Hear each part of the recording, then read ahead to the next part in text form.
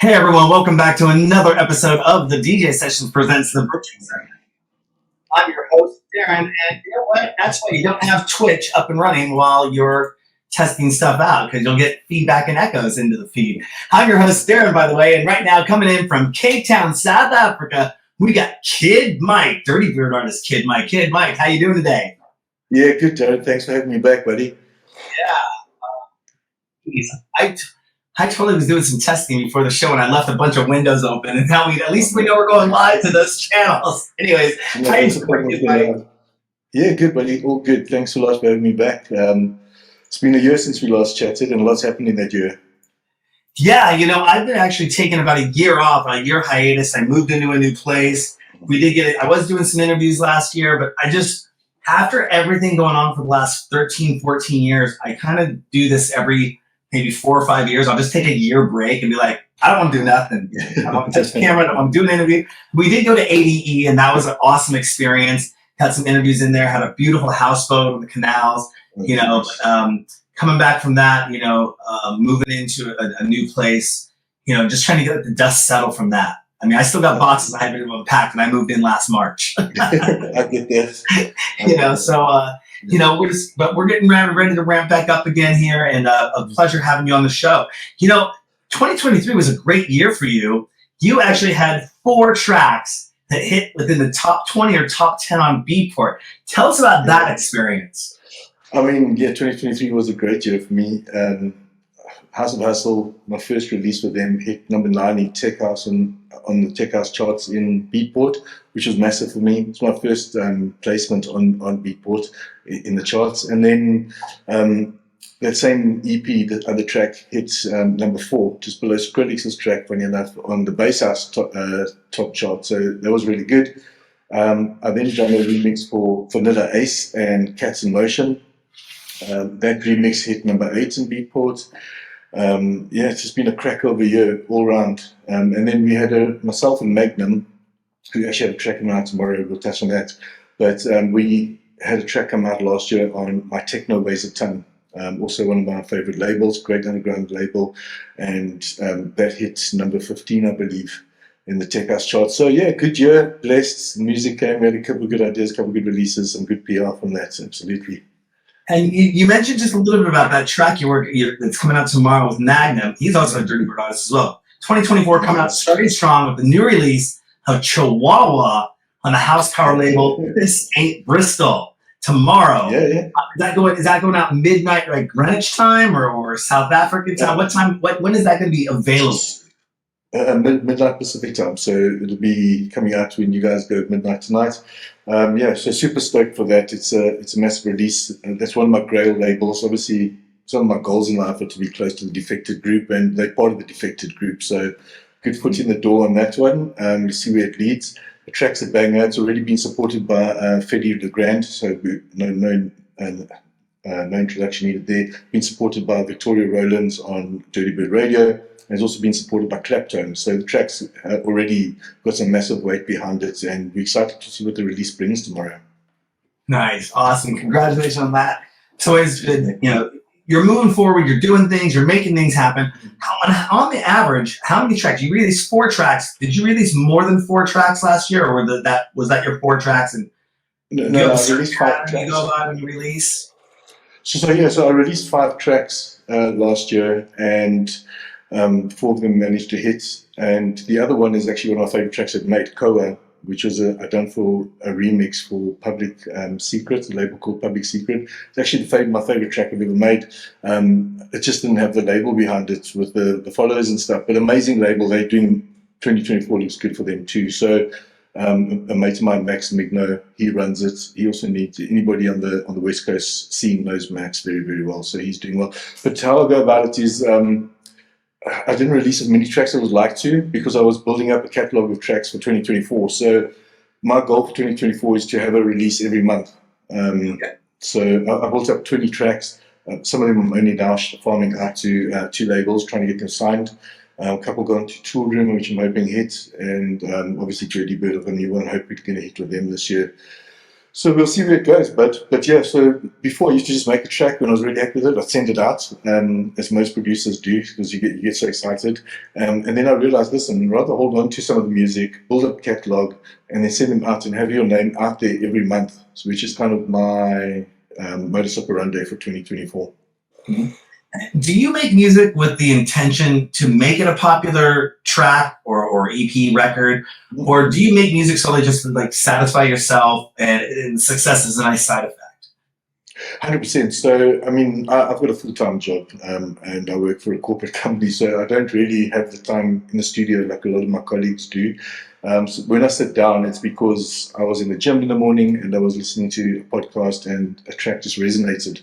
And then an idea sparks in your head, you come sit in the studio and you build a loop. A few days later, that loop starts like playing away in your head, and you just come up with something else. I never ever sit down to make a track, say this track's going to be a banger. I think if you had to sit down and try and make every track a banger, you're going to hit writer's block, because no track's a banger in the first 5 or 6 hours of making that track, right? Yeah, there'll be a good idea, there'll be a good hook, there's a good idea, but nothing's a banger straight away. And that's what I think, and I'm not a pro at this, I'm quite new at it all, but I think that's why people get stuck in writer's block, because they're going there with intent to make this an absolute banger, and after 5 hours it's not quite the banger that you thought it was going to be, so people just leave it as an 8-bar, 16-bar loop. So I just my goal is to finish a track, so I try and never start a loop and leave it like that, unless it's absolute crap, and trust me, I've got a hard drive full of absolute crap.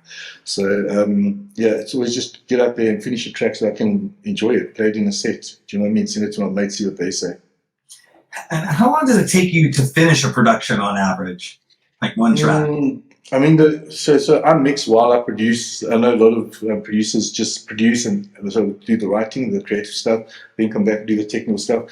I'm a mixer I studied mixing through point blank. So I studied a degree mixing through point blank, and so I enjoy mixing music. So I mix as I produce, which can sometimes hinder my creative flow. But I would say because of that process, when I'm done, the track's ready to go to mastering, anything up to between 30 and 50 hours, sometimes 60 hours. So, yeah, it's a while. Yeah, and if you could pick, you mentioned something earlier about one of your favorite productions. If you could pick one of your productions, one of your tracks as your most favorite one, which one would that be? And is there a thought behind why it is your favorite? Yeah, absolutely. So the track is called Koa, K-O-A. And it's the Kid Mike retake. It's out on Beatport, it's out on Spotify, it's everywhere. So if your viewers want to jump on and grab it, it's called Koa, from a duo, a very talented duo from Mexico called Wife Material. And then I've done a remix of the track, so the Kid Mike retake. And it's 7 minutes long, so it's quite a lengthy track. It's a club track, but it's an absolute banger. From when you put it on until you switch it off, you're going to be jamming, I promise you. I actually put a post up today about our interview, and I used that in the background. So if you want to taste what's like, jump on my Instagram, it's kidmike.official.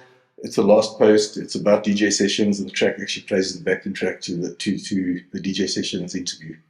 Thank you for that. You know, what would be considered your dream project? If you could say, I want this is my dream project. I wanted to build myself up to this. Black American Express card. Budget's not there's no limit on budget. What would be your dream project? I mean, my dream project would be to work on an album for Defected. So Defected touring, but Defected's my grail label. That's like where I'm, in my mind, that's where I'm going one day, and that's where I want to be. I played their music for them. They had those cheesy, funky house tracks in the 90s to what they are today, to the tech house monster that they are today. Yeah, man, I'd love to do a full-on album with Defected one day, 5 years, 6 years, 10 years from now, whenever that is, but that would be the dream project. Awesome. In collaboration with a lot of my current favorite artists. Like, obviously, I work with a lot of artists now. I enjoy a collab. I think it creates creativity and spark. So to have some artists collab on that album with me, guys I look up to, DJ Glenn from DIRTYBIRD, also Claude VonStroke, and he's on a hiatus now, but hopefully he's coming back in a couple of years once he's done with the bass project, Barkley Crenshaw. Like I said earlier in the interview, I know all about those hiatuses, and just taking that break and getting a breather in. You mentioned Defected, you mentioned DIRTYBIRD. You're working with, let me get my nose right here. This ain't Bristol right now. what is your current top 5 record labels that you can find that are producing reoccurring quality releases? I'm sure you're probably going to drop DIRTYBIRD Affected in there. This is so outside of those two, if I had to say some of my top labels at the moment, Hellbent would be one of them. Black Book Records is right at the top. Casual, Albert Casual and Relief together, because the same guys, also right at the top. Tool Room, obviously, every track, every release is like top quality, top tier. They're really tough labels to get into. Their quality control is really high, and you applaud them for that, right? Because you know if you make it, you're doing something right. And then House of Hustle is another sort of like very Brazilian, very group-driven label. I'm actually working with the guys.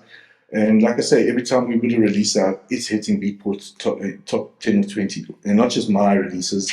I think with Nem was one of our releases last year, an artist called Nem.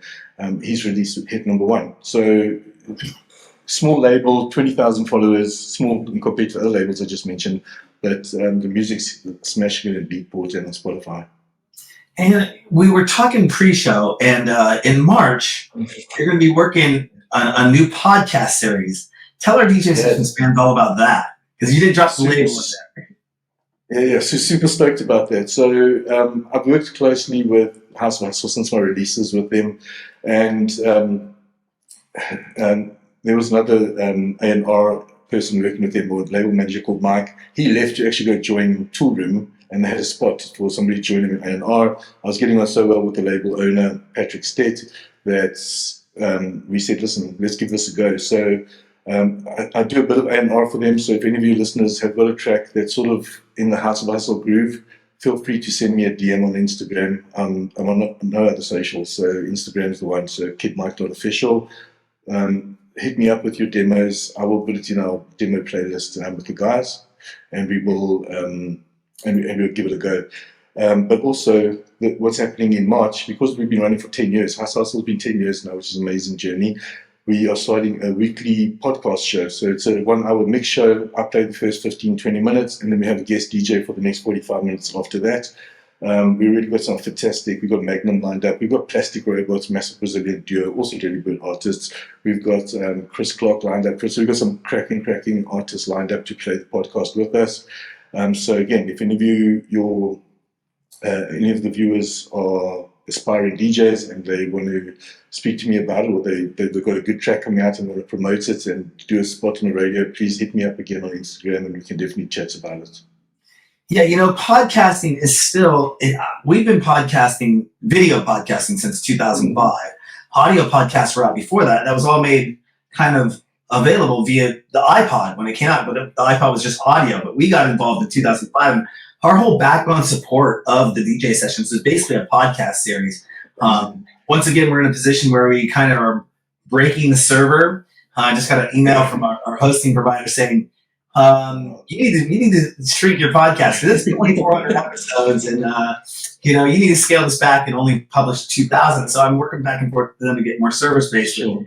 Yeah, podcasting is an awesome medium to allow you to distribute, let people subscribe, and it's downloaded right to their computer. It's taken right there, and you can put it online and get out there. And it's sort of like seeing the progression of podcasting, audio podcasting to video podcasting. Obviously, YouTube came out at the same time, right around the video iPod player, 2005-ish, and then social media hitting, and then live streaming. We started live streaming this show in 2000.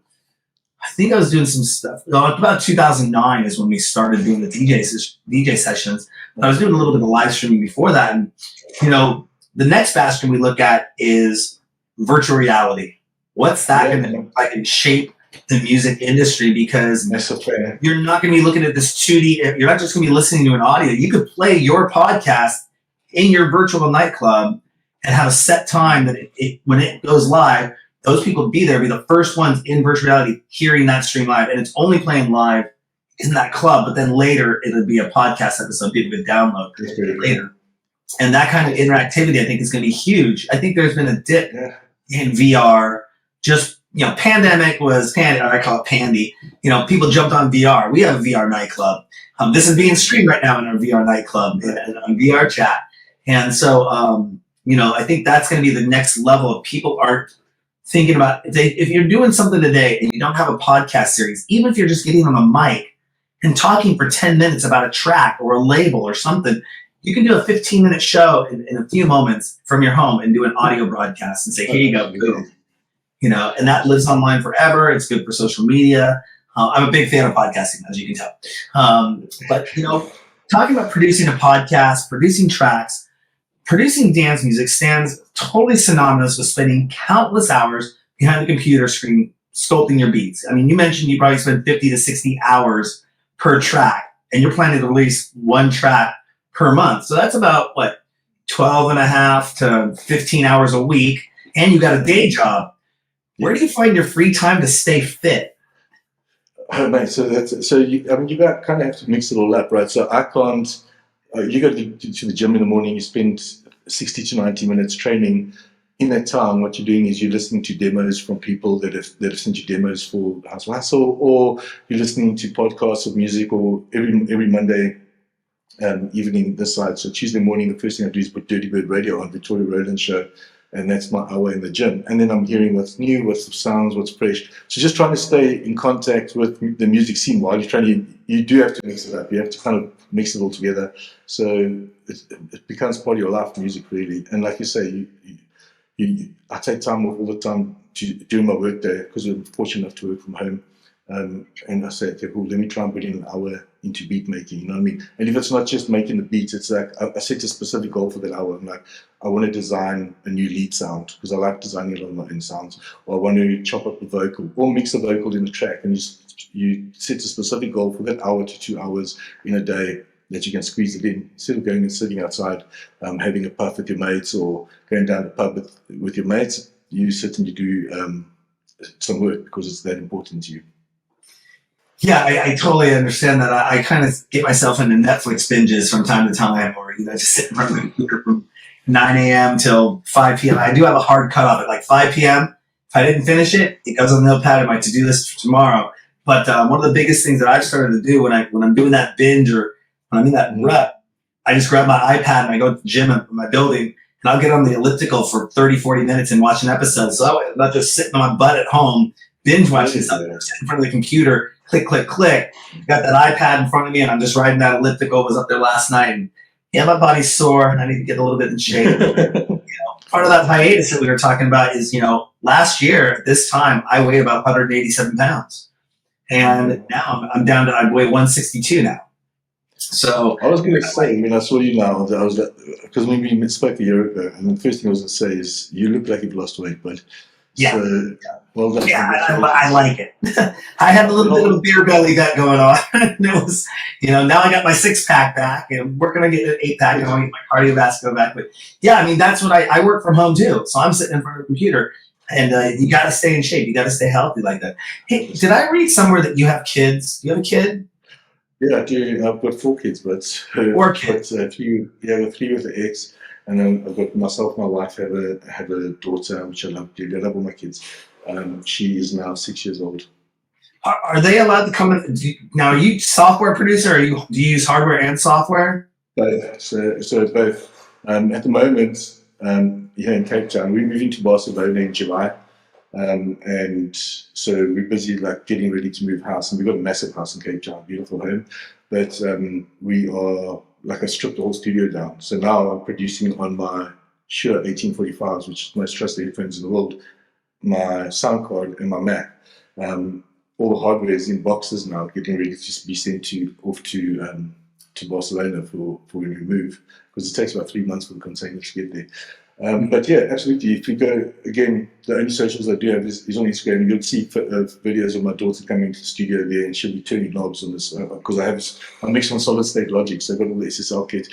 She'll come and she'll play with all the buttons, and I know it's expensive and she can mess it up, but it's my daughter. She's more important to me than the kids. So she comes and she has a little play about, and whenever I'm busy producing on the push, she wants to come and push buttons or hit a keyboard. So yeah, she loves it.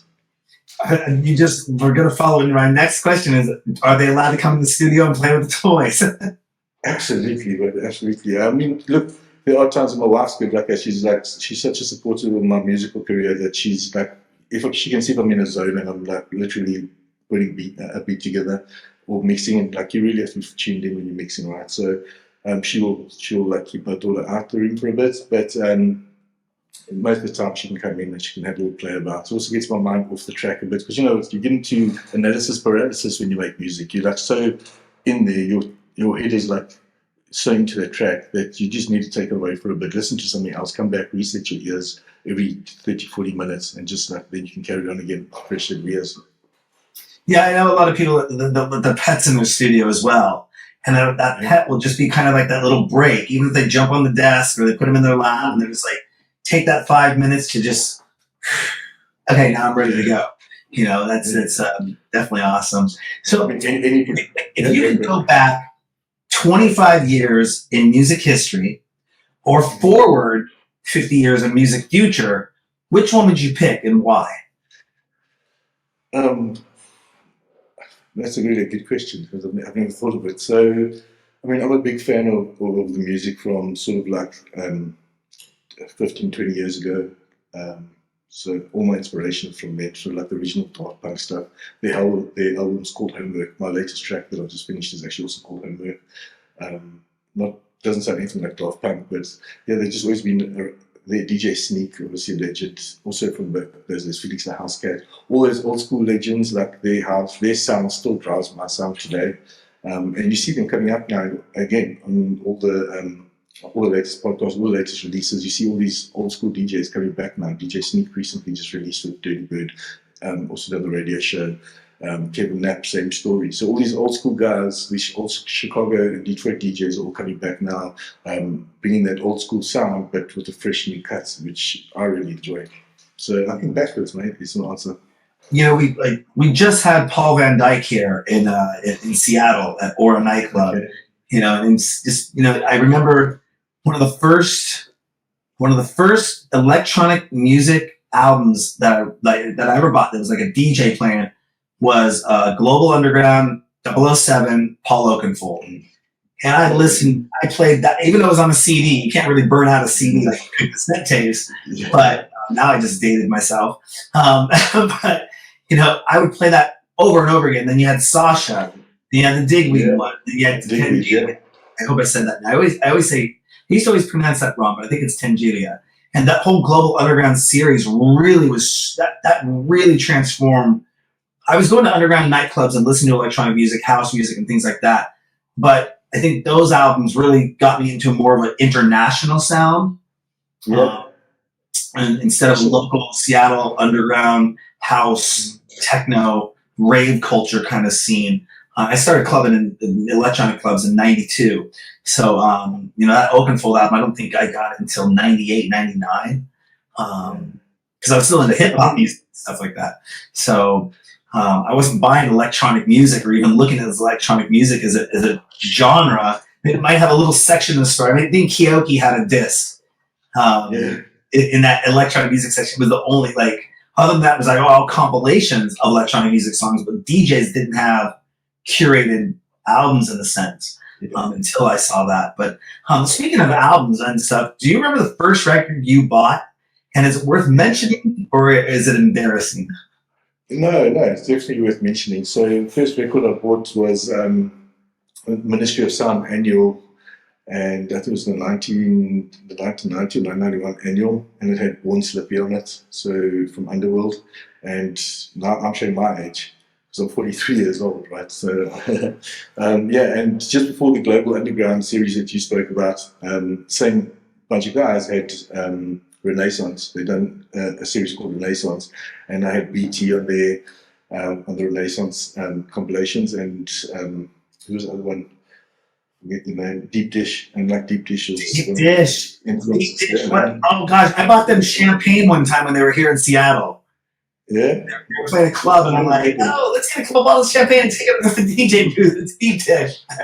Wow. Yeah. So backwards. I mean, we learn from the past. I don't know what the music in the future holds, and we'll see what happens. I'm excited to see. That's for sure. Mm-hmm. Now, if you're going out to DJ an event, do you prefer large-scale festivals, or would you rather DJ at more intimate clubs? Good question. So, I mean, my music and my sound's always been more club orientated, and with the track that's dropping tomorrow on the St. Bristol, you'll hear that it's starting to go into more sort of open air type. It's by no means trance or 132 BPM. I think it's written at 128, but it's more. You can play it in a club, or you can have it outdoor at a summer festival, and it's going to do equally as well. So I'm starting to transition more to that sort of outdoor loopy sound, whereas before my music was underground and every bar had a nuance. It's changed and it was quite in depth. But yeah, so it's trying to get more that, again, excuse the pun, or the not the pun, but I've overused it, but like the tool room sort of defected, that like loopy driven kind of tech house sound. Nice. What has been the best business decision in favor of your artist career that you've ever made? Mate, was to take the chance and send music to DIRTYBIRD, because literally before DIRTYBIRD, and we're going back to hiatuses, I took a 10-year hiatus. So I was releasing music in 2010, 2011, and then I took a 10-year hiatus for my daughter was born. And we spoke about this in the last episode with me. And then I came back, COVID hit. I was sitting at home bored. I was like, let's pick it up. I opened Logic again. Remember that I preferred Ableton, so I'm back on Ableton, and wrote a couple of tracks. And I sent all 3 to DIRTYBIRD, and the first 2 got totally ignored. And the third one, Bring Me Heartbox, literally got picked up straight away and got put onto the main label. So just take that chance. Like, just believe in yourself, believe in your music, do it for yourself.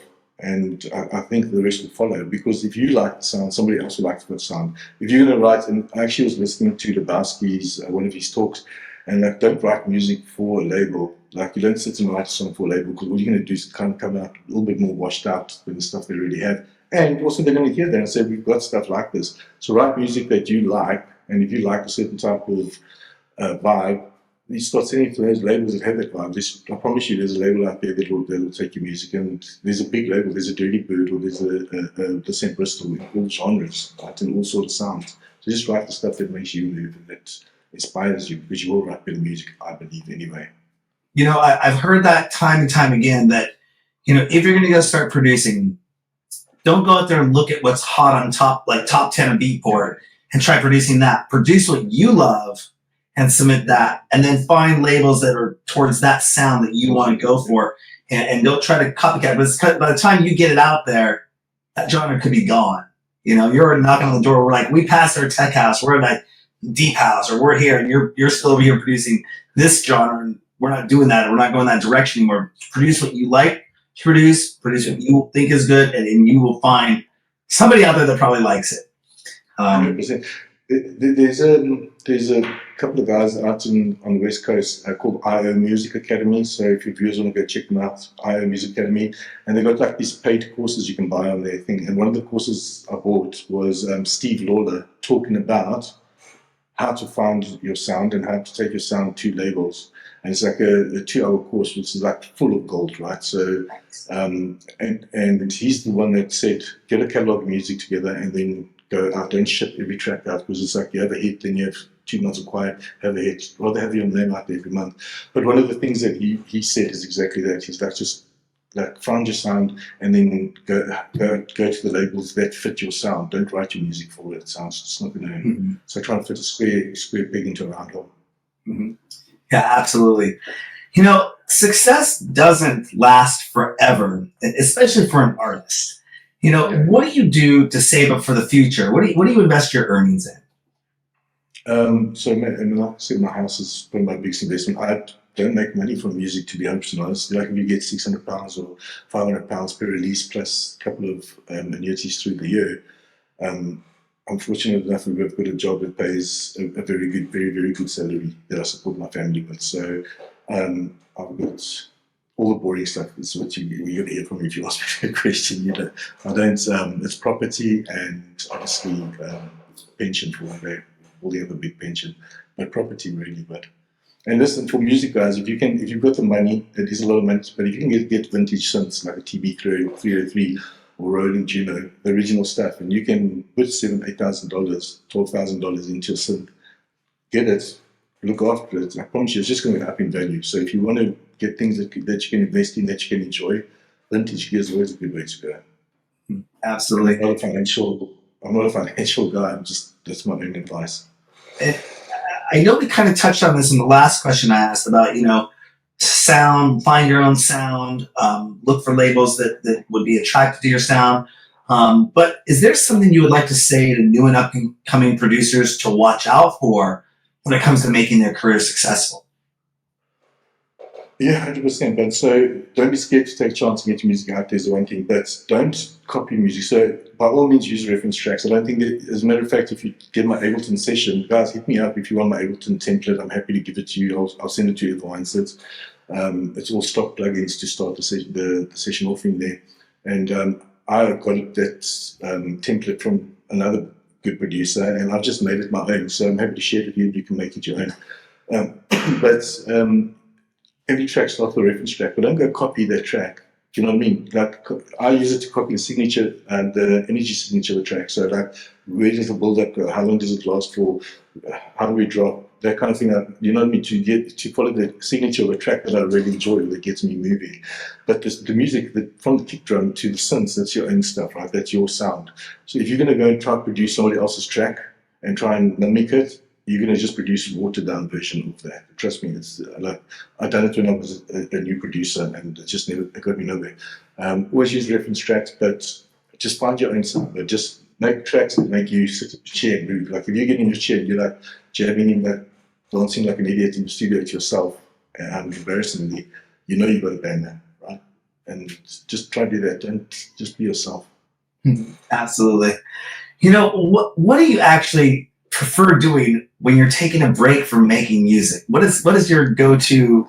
Are you sports, watching sports, working out, going to the beach, spending time with the kids? What do you prefer doing when you're taking a break from music? What's your number one thing? I try to train every day because a little fun fact, I used to do track cycling for South Africa. So at national level, I used to do track cycling. So training is in my DNA. If I don't train, I'm actually grumpy the whole day. So I have to train every day. So that just goes without saying. But when I'm not making music, like if I need a break from the studio over the weekend, I come out, so the first thing I do is pick my daughter up and jump in the swimming pool with her and swim and just spend time with her, because you're in there for 6, 7, 8, 9 hours at a time, and then when you come out, like, you need to see your family, right? You're still, like, my family man first and a producer second, obviously, always will be, because, like I say, one day music will fade. There's no, like, I'm hoping my career's still going to rise higher and higher, but one day it's going to stop, right? And then all you're going to have left is those people that you care about, your family and people that are close to you. So I try to spend time with my girl and my wife, absolutely.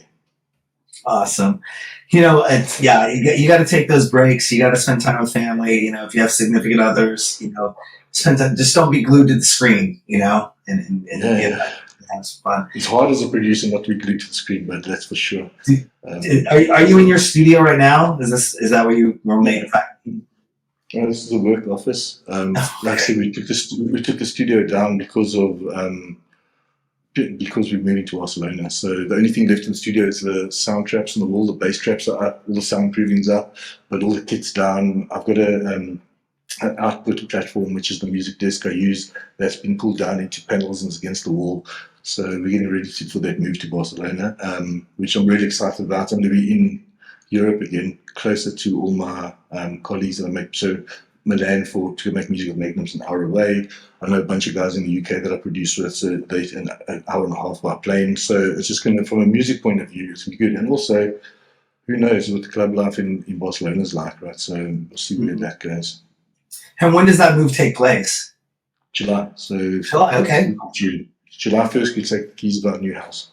Well, that'll be right around the time where we're going to, probably in August. Around August is when we'll touch base again, because we try to stay in touch with everyone every 6 months. Yeah. And, we're ramping back up, and definitely follow up with you. I'd love to see that new studio when it's built out. Absolutely. This little virtual tour, like turn the camera around and whatnot. But a couple last things. You're going to be providing us with an exclusive DJ Sessions guest mix, right? Yes. Can't wait to see that. Last one was phenomenal. We'll get that up on the site and get it on our live stream. So thank you for that. Is there anything else you want to let our DJ Sessions fans know about before we let you go? No, mate. Guys. If you do, so House of Hustle is all about finding new talent and bringing them up. Omnom originally started coming through us when he was a relatively unknown. It was also before my time.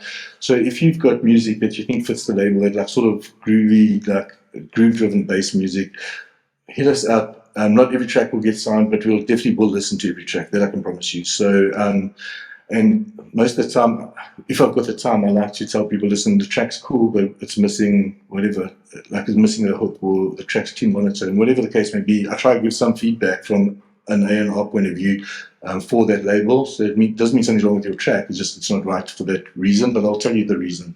So feel free to hit us up if you do have music and you want to give it a go. And if there are any other producers out there and you wanted to collab and you've got good beats, I'm a big fan of collab, and I don't only to collab with guys that have names. So like Get Cozy, busy with collab with him. But then there's also guys that I've done a collab with, very unknown. I think he had like 200 Instagram followers. He's never had really any good big releases. And Redone the track was released on Magpie and was the theme song for the J-Bay Music Week. So, you know what I mean? Like collaboration spawns creativity, I believe. So, yeah, man. Well, 2024 has definitely started out strong for you. You got Chihuahua coming out tomorrow on this same Bristol label with Magnum. You got the podcast series Hustle Radio coming out in March, and you're looking to produce 12, or would this be considered, would Chihuahua be one of 12? No, I produced Chihuahua before, so I've got 20 tracks that I'm busy shipping out to labels. So I want to release every month coming soon. So. Well, it looks like 2024 is going to be a very busy year for you. I know things are slowly getting back to normal, I guess you could say. It's been slow. But again, thank you for coming on the series. We'll be following up with you. Where's the best place people can go to find out more information about you? That'd be Instagram. Instagram, yeah. If you just put my handle down there for the guys. So Instagram, just follow me in there, hit me up on there. Happy to just have a chat about anything. Like if you got a question, and I'll try to help. Or if you just want to say hi, just come say hi. Absolutely. And that's at KIDD.official. That's it. That's the one, buddy. Awesome. Again, thanks for coming on the series. It was a pleasure, as always.